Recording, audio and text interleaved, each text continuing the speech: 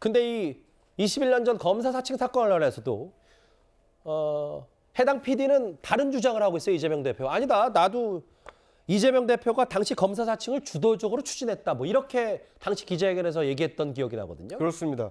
그러니까 이제 검사 사칭 사건의 당시에 이 피고로 그 재판을 받고 유죄 판결을 받은 게 이재명 그 민주당 대표도 있었지만 당시 그때 PD분도 함께 처벌을 받았거든요. 그런데 이 PD분의 증언은 자신이 검사 사칭을 주도한 것이 아니라 오히려 당시 대책위에서 활동하고 있고 변호사로 활동하고 있던 당시 이재명 변호사가 사실상 검사 사칭을 유도했고 그렇게 하는 것이 좋겠다라고 종용했다라는 증언이 나온 것입니다.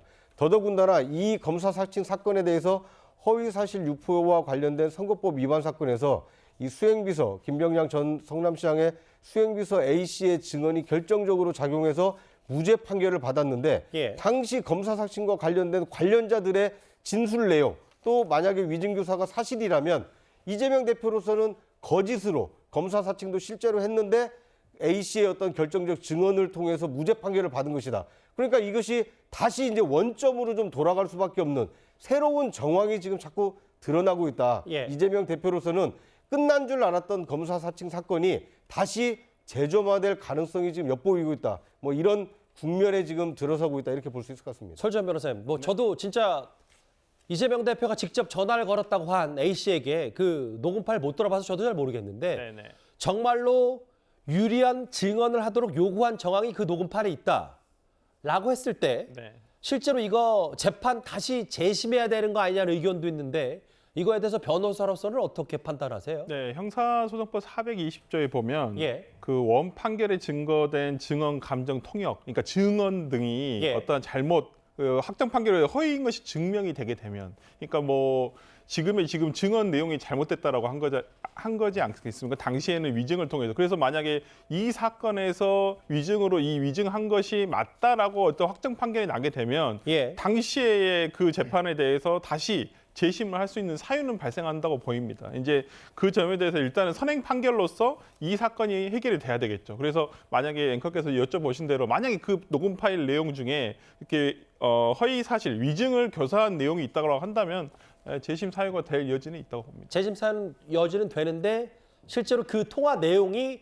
정말 유리한 증언을 요구한 거냐 아니냐는 또 주관적 판단의 영역이 될 수 있기 때문에 그게 좀 조심스럽단 말씀이십니까? 그리고 한 가지는 다시 한번 우리가 살펴봐야 될 것이 뭐냐면 아까도 이현정 의원께서 말씀해 주셨지만은 100만 원 이상이 나와야 됩니다. 그러니까 당시에 어떤 허위 사실이 이거 1, 2, 3심까지 다 무죄였지만은 이것이 1심부터 3심까지 예를 들어서 유죄가 인정된다 손 치더라도 이것이 100만 원 이상의 형을 부과할 만한 사안인가라는 예. 것도 확정이 돼야 되거든요. 그렇기 때문에 상당히 뭐 만약에 그렇게 된다고 손 치더라도 상당히 갈 길이 먼 재판이지 않을까 싶습니다. 무슨 말씀인지 알겠습니다. 네.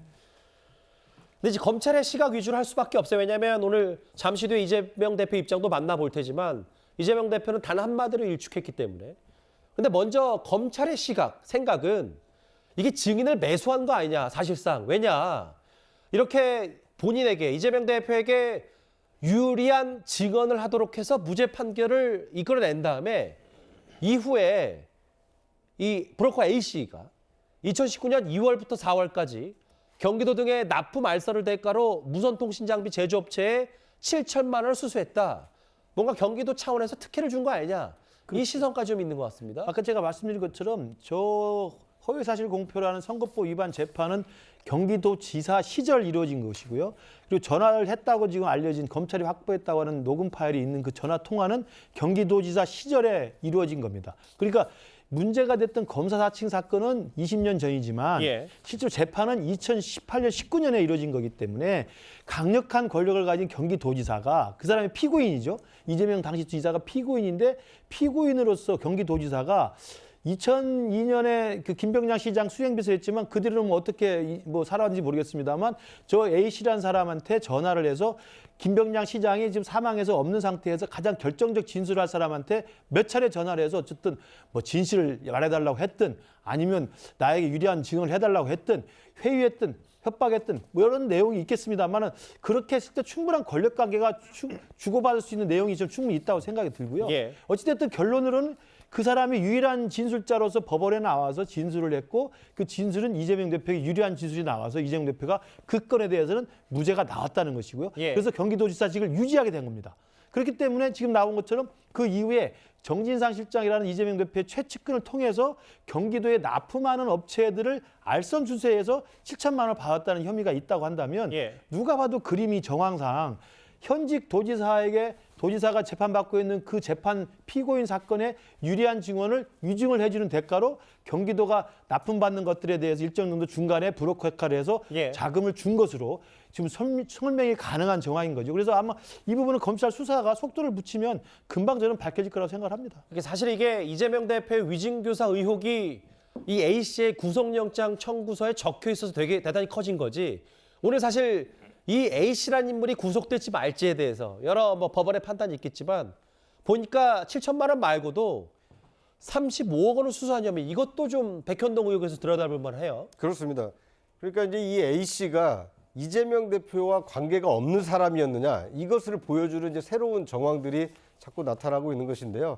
특히 대장동 사건에 의해서 제2의 대장동 사건이라고 일컬어지고 있는 백현동 사건에도 이 A 씨가 깊숙이 이 관여한 정황이 상당 부분 드러나 있습니다. 예. 이 백현동 사건의 경우에는 이 성남시장 선대본부장을 지냈던 김인섭 대표가 상당히 중요한 역할을 했었는데 이 김인섭 대표가 백현동 사건과 관련해서 구속이 돼 있을 때 이 A 씨가 1년 동안 매일같이 면회를 해서 사실상 김인섭 대표의 어떤 이 뜻을 성남시에 전달한 거 아니냐. 이제 이런 의혹이 지금 제기가 된 상태고요. 더더군다나 김인섭 대표가 이 백현동 사업으로부터 받기로 했던 70억 원 가운데 절반 가까이 되는 35억 원을 이 A 씨가 수수한 혐의로 지금 구속영장이 청구가 돼 있는 상황입니다. 만약 A 씨가 백현동 사건과 깊숙이 연루가 돼 있고 실제로 자금을 수수한 것이 이 법원으로부터 인정이 받아서 구속영장이 발부가 된다면 백현동 사건에서 키맨으로 이 A 씨가 역할을 한 거 아니냐. 그렇게 되면 백현동 사건의 인허가권자였던 이재명 대표와 A 씨와의 새로운 관계가 드러날 수 있는 것이기 때문에 위중교사에서 A 씨가 유리한 증언을 해줬다는 것 외에도 백현동 사건에서 A 씨의 역할 이것이 이재명 대표에게 상당히 불리하게 작용할 수밖에 없다. 이런 관측이 가능할 것 같습니다. 이재명 대표의 위증교사 의혹 핵심 인물 A 씨가 오늘 구속될지 말지 그래서 더욱 주목이 될 수밖에 없는데요. 오늘 이재명 대표도 입장을 하나 냈습니다. 기자들의 질문에 대해서 한번 듣고 오겠습니다. 대표님 그 백현동 사건 관련해서 위증 교사 네, 계단 조심하시고. 다른 신작 소설을 시작하는 모양인데 그래도 기초적인 사실은 좀 확인하고 가시는 게 좋겠습니다. 일단 A 씨 측 그 위증교사 의혹의 당사자 핵심 인물 이재명 대표 전화 받고 증인 나선 건 맞지만 법정에서는 기억나는 대로 진술했다. 사실 얘기했다라고 했는데 일단 이재명 대표는 본인 보는 것처럼 검찰의 또 다른 신작 소설이다. 이번에도 소설 얘기를 했습니다. 네. 일단은 이분의 A 씨라는 사람의 오늘 영장 혐의 사실을 보더라도 세 가지 중에서 두 가지는 특가법상 알선 수재입니다. 예. 그러니까 어찌 보면 백현동 관련 사업과 관련해 가지고 사업에 어떠한 중간에서 알선 수재를 한 것이 있는가 없는가에 대한 내용인데 이 뜬금없이 이게 갑자기 별건으로서 이게 이 위증교사 부분이 나오거든요. 위증 부분이 나오거든요. 예. 그렇다고 한다면 수사 과정이 어느 정도는 그려진다고 저는 보입니다. 어떤 검찰이 정말 탈탈 털기 먼지 털이식 수사를 한 것은 아닌가. 보통 압수수색 현장에서 이제 그 휴대전화 같은 것들이 나오면 보통 포렌식을 통해서 이게 뭐가 들어있는지를 확인을 하거든요. 근데 예. 확인을 하다 보니까 백현동 수사와 다른 증거가 나온 거예요. 예. 이제 그거에 대해서 다시 영장을 받아가지고 아마 증거를 확보했을 것이라는 생각은 들지만은 일단 참 이게 검찰이 이재명 대표를 향한 칼끝이 정말 변호사비 대납, 그다음에 지금 한참 수사가 되고 있는 대북 송금 정말 나오지 않으니까 정말 이런 것까지 파헤치나라는 좀 과도한 수사는 아닌가라는 생각이 일단 좀 들고요. 예. 일단은 나왔습니다. 나왔는데 지금 사실관계 지금까지 이 시간까지의 사실관계를 보면 이재명 대표도 그런 위증 교사를 한 사실이 없다. 그냥 사실대로 얘기를 해달라고 얘기를 했었다는 것이고 지금 그 전화를 받았다는 A씨 측도 위증 교사를 받은 사실이 없다라는 거예요. 예. 그렇지만 지금 검찰에서 얘기를 하는 것은 우리가 녹취 파일을 확보를 했다라는 것이거든요. 그렇다고 한다면 이 부분에서 양측 다 부인하고 있는 상황에서 어떠한 증거가 있길래 과연 이것을 기소를 하려고 하는 것일까라는 생각이 들기 때문에 뭐 예. 다들 다 궁금해하실 텐데 이 부분이 빨리 법정에서 공개가 됐으면 좋겠다는 생각이 좀 듭니다. 그렇죠. 네. 근데 이게 좀 맥락을 보면 검찰의 또 다른 신작 소설이라는 이 대표의 직접적인 입장도 있지만 내용을 보면 실제로 이 대표가 전화를 해서 말을 했고 증언에 관련된 말을 한 건 맞는 것 같네요. 그렇죠. 그러니까 이게 지금 제가 아까 말씀드렸지만 참 이재명 대표 관련된 사건이 참 너무나 많아서 저도 잘 정리가 안 되는데요. 지금 이제 이 그동안의 사건들을 쭉 전개를 하는 거 보면 이재명 대표는 나하고는 관계가 없다. 이제 나 돈 받은 거 없다. 뭐 이런 게 해서 이제 지금 방어막을 치고 있지 않습니까? 다 측근이라고 하는 정진상, 김용 뭐 이런 사람들 또 김만배, 이화영 뭐 대북 송원도 마찬가지고요. 그러니까 본인과 직접적으로 연결되어 있는 고리는 지금까지 드러난 건 별로 없습니다. 이제 그렇다 보니 그동안 뭐 소설이다 뭐 등등 이제 그걸 본인의 방어막을 쳐왔는데 근데 이 사건은 조금 다를 것 같아요. 왜냐하면 이 사건은 아마 이재명 대표가 당시에 굉장히 급했던 게 아닌가 생각이 들어요. 왜냐하면 직접적으로 이렇게 이 전화한 만큼 특히 이재명 대표는 휴대전화에 대한 중요성은 누구보다 잘 알고 있습니다. 예전에 아시겠지만 뭐 생기면 바로 휴대전화 없애라고 이야기한 거 기억나실 겁니다. 왜냐? 사실 이재명 대표만큼 고소고발을 많이 해보고 당해본 분이 없어요. 그러니까 어떻게 수사를 이제 대응해야 될지 어떻게 피해야 될지 누구가 잘 압니다. 그러다 보니 사실은 본인이 직접적으로 뭔가 흔적을 남기는 안 하는데 이 사건은 지금 사실은 경기도지사직만 가는 것이 아니라 이제 앞으로 정치를 못하게 되기 때문에 4가지나 되어 있는 상황 아니겠습니까? 본인 또 TV에 나와서 저렇게 누명이다라고 이야기를 했으니 자칫하면 이게 유죄가 될 수가 있는 거거든요. 저는 그래서 아마 이 직접적으로 이분한테 알겠습니다. 전화를 해서 뭔가 이야기를 한 게 아닌가. 이건 아마 앞으로 내용이 뭔지는 모르겠지만 어쨌거나 이재명 대표도 굉장히 급했던 게 아닌가. 이제 그런 추정을 할 수 있을 것 일단 같습니다. 전화를 오고 갔던 건 맞는 것 같은데 일단 양측의 입장을 좀 보면 뭐 검찰이 어떤 증거를 가질 수 있을까 더 주목이 되겠고요. 오늘 법사위에서도 관련 질문이 하나 나왔습니다. 이재명 지사가 위중교사 의혹이 있는 거예요. 이게 그 예전에 확정된 그 무죄가 확정된 그 선거법 위반 사건에서 검사 사칭 관련해서 위중교사를 했던 의혹이 있고 검찰이 녹음 파일을 확보했다. 그리고 현재 지금 시행령으로는 이 위증이 검찰의 직접 수사 대상인 거죠.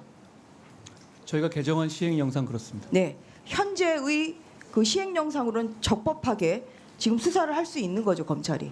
2가지 관점이 다 있는데요. 위증 자체가 시행령상으로도 새로 게시할 수 있고 그리고 관련 사건으로도 수사할 수 있을 것 같다는 생각은 합니다. 네. 그러니까 검수원복 시행령. 그러니까 네. 검수원박과 관계가 없더라도 시행령으로 복귀가 됐기 때문에 이 수사 검찰이 제대로 할 수 있다. 이게 한 장관의 얘기를 해요. 그렇죠. 그러니까 6대 중대범죄에서 이제 지난해 검수완박 입법을 강행 처리하면서 2개 범죄만 검찰이 수사 개시할 수 있게 있지 않습니까? 예. 경제 범죄와 이제 부패 범죄인데 그걸 검수완박에 대항하기 위해서 한동훈 법무장관이 취임한 이후로 이른바 검수원복, 검찰 수사권을 원상으로 복귀한다는 의미에서 시행령을 따로 규정을 둬서 이 부패와 경제 외에도 공직자 범죄, 그다음에 선거법 관련 범죄, 그다음에 대형 자연재난 같은 경우는 검사가 수사할 수 있도록 시행령을 보완을 해놓은 상태입니다. 그렇기 때문에 지금 전재 의원이 질문한 것처럼 지금 이 A씨라고 하는 사람이 드러난 위중교사 혐의에 대해서는 일단 선거법 관련 위반에 새로운 사실이 드러난 거지 않습니까? 예. 그렇기 때문에 시행령으로 충분히 가능하고 그다음에 공직자가 연관된 범죄이고 그다음에 위중에 대해서는 이른바 공직이든 뭐든 굉장히 중대한 사안이기 때문에 검찰이 수사할 수 있도록 시행령에 따른 합법적인 절차에 따라서 아마도 이 시행령 보완 장치의 이 정당성을 확인하기 위해서라도 이 사건에서는 검찰이 굉장히 사활을 걸고 수사를 하지 않을까 생각이 듭니다. 새롭게 불거진 이재명 대표의 위증 교사 의혹 얘기 저희가 21년 전 검사 사칭 사건이 도대체 뭐길래 이렇게 도지사 토론회에서 해명 논란이 있었고 그 이후에 재판 과정에서 어떤 증언 논란도 불거졌었는지 시간대별로 하나하나 만나봤습니다.